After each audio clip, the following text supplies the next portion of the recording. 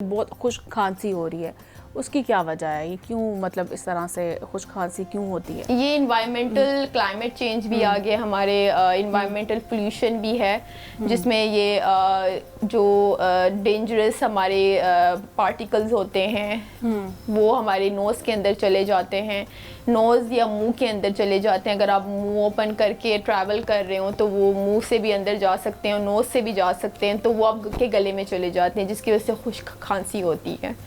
तो ये आप अपने मुंह को कवर करके निकलें बाहर। अगर ज़्यादा पोल्यूटेड एरिया में आप जा रहे हैं जहाँ पर नॉइज़ पोल्यूशन भी हो, जहाँ पर एयर पोल्यूशन भी हो, तो वो उस इन्वायरमेंट में फिर ये ज़्यादा बीमारियाँ होती हैं, नोज़ की और गले की बीमारियाँ। जो फैक्ट्री वर्कर्स होते हैं उनमें ज़्यादा ये होता है, उनमें कान का भी मसला होता है, मुसलसल कान में रिंगिंग साउंड्स आती हैं। हाँ, ये नॉर्मली ये भी है, कुछ ऐसे भी लोग होते हैं वो कहते हैं उन्हें कान में आवाज़ें आती हैं। तो वो किस वजह से है? ये इस वजह से है क्योंकि अंदर एक तो कान में वैक्स होती है, कुछ लोगों की वैक्स की वजह से भी आती है। अगर वैक्स क्लियर होता है तो इनसाइड मिडल ईयर में भी मसला हो सकता है।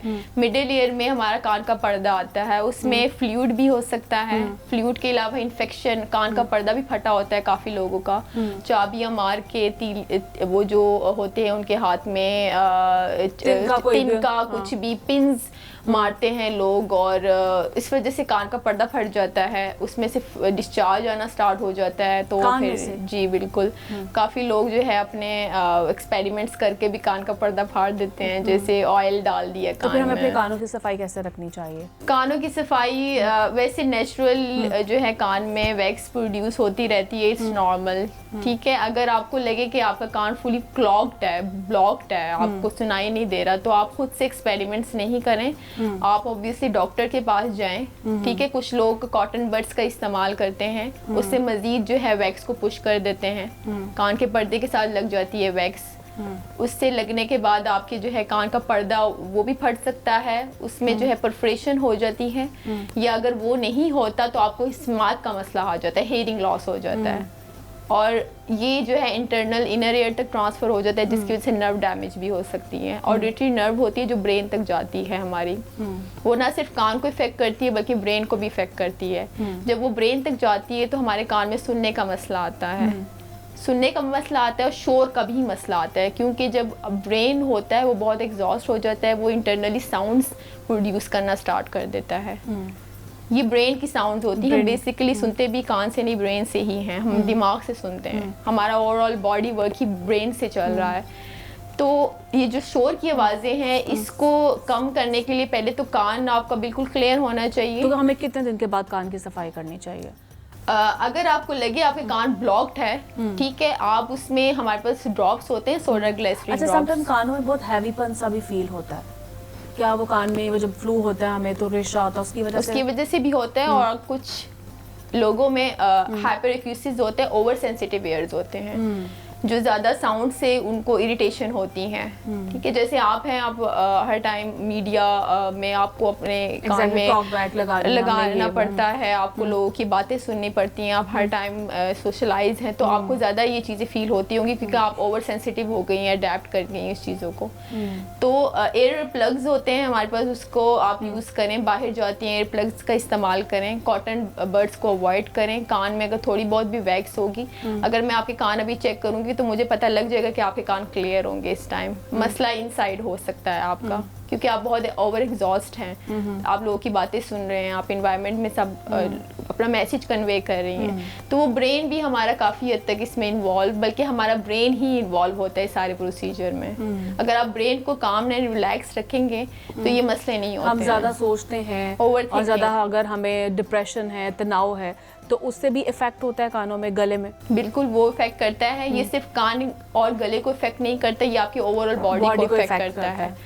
ये जो स्ट्रेस, एंजाइटी, पैनिक अटैक्स होते हैं, ये आपके हार्ट को भी इफेक्ट कर सकता है, आपके लिवर को, किडनी को भी इफेक्ट कर सकता है। ये मोस्टली स्ट्रेस, एंजाइटी की वजह से ही मसले आते हैं बॉडी में। साइकोलॉजिकल इश्यूज बहुत ज़्यादा हैं लोगों में, जिसकी वजह से आपको हार्ट का भी इशू हो सकता है, लंग्स का भी हो सकता है, किडनी का भी हो सकता है। ये सारे ब्रेन, इसका सारा लिंक ही ब्रेन से है। अगर आप ब्रेन को रिलैक्स रखेंगे, आपकी बॉडी में ये चीज़ें नहीं होंगी, आपकी बॉडी का स्ट्रेस लेवल मेंटेन रहेगा, डाइट बहुत बड़ा फैक्टर है, डाइट का ख्याल रखना चाहिए, एक्सरसाइजेस करने चाहिए। अगर आप जिम नहीं जाते तो आप लो स्ट्रेचिंग करें, बॉडी की मूवमेंट करें। कुछ लोग बैठे रहते हैं, फिजिकल एक्टिविटीज, फिजिकली एक्टिव रहना बहुत ज़रूरी है, मूवमेंट्स बहुत ज़रूरी है बॉडी के लिए। जो लोग ज़्यादातर लॉन्ग टर्म वो एजिंग उनकी होती है तो वो लोग बहुत एक्टिव रहते हैं, हर टाइम बॉडी की मूवमेंट्स करते हैं। जो बैठे रहते हैं, जिनको कोई काम नहीं होता लाइफ में, तो वो फिर वो पीछे रह जाते हैं, काफ़ी लो मोटिवेशन होती है आप में, कॉन्फिडेंस लेवल कम होता है, कॉम्प्लेक्स आ जाता है। तो ये बॉडी की मूवमेंट्स बहुत, एक्सरसाइजेस बहुत मैटर करती हैं। अब मैं आपसे जानूंगी बिनिश, रमज़ान में सुबह सहरी में हम अक्सर दही और लस्सी का इस्तेमाल करते हैं, और जब हम सो के उठते हैं तो अजीब सा वो गले में उसका टेस्ट आ रहा होता है, वो जैसे एसिडिटी टाइप होता है, तो वो उसकी क्या वजह है? लस्सी और जो दही होता है, दूध या हमने पी लिया कुछ ऐसी चीज, उसकी वजह से गले में अजीब सी वो ना उसका टेस्ट एक अजीब सा डेवलप हो जाता है। आप ये करें कि आप जब सहरी करते हैं ना, तो आप सहरी करने के बाद ना थोड़ा सा वॉक करें, बाहर वॉक करें, अपने घर में वॉक करें। बेशक खाएं ये चीजें, मैं ये नहीं कहती कि आप दही ना खाएं या आप लस्सी ना पिएं, कुछ लोगों को सूट नहीं करता, लेकिन स्टिल अगर आप बहुत ज्यादा क्रेविंग हो रही है आपको, आप वो चीज खाएं, लेकिन फौरन ना सोएं उसके साथ। कुछ लोग फौरन सो जाते हैं, उसकी वजह से वो हैवीनेस फील करते हैं। फौरन सोना अवॉइड करें, बस आप मूवमेंट करें, आप वॉक करें, आप कुछ टाइम के लिए खुद को एक्टिव रखें। अगर आप 1 घंटा एक्टिव रखते हैं खुद को, उसकी वजह से ये होता है कि आवाज़ भी बैठ जाती है, समटाइम इस तरह के इश्यूज होते हैं, आपके गले में खराश आ जाती है। तो अगर आवाज़ बैठ जाती है तो इसकी सूरत में फिर कोई तिब्बी मशवरा हमें बताएं, हमें क्या करें?